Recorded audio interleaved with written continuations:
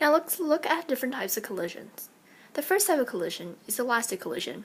This happens when two separate objects collide and remain separate after colliding. In this type of collision, energy is conserved, and like always, momentum is conserved as well.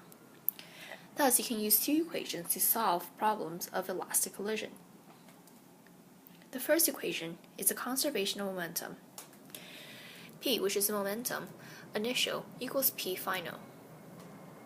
Thus, the mass of object 1 times the mass of the velocity of object 1 plus m2 times mv is equal to the mass of object 1 times the final velocity of object 1 plus m2 times the final velocity of object 2.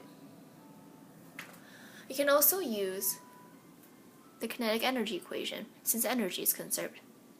So, Ke is equal to Kf. That means m1 v1 squared over 2 plus m2 v2 squared over 2 is equal to m1 v final squared over 2 plus m2 v final 2 squared over 2. Using the momentum conservation momentum equation, you can also derive this equation here for elastic collisions.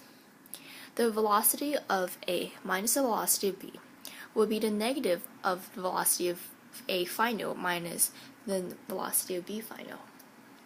Let's see how these equations can be used in an example here.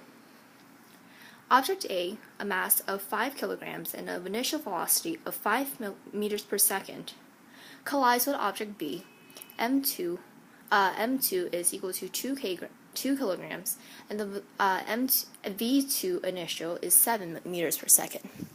If the two objects collide elastically, and the final velocity of object A is 2 meters per second, what is the final velocity of object B?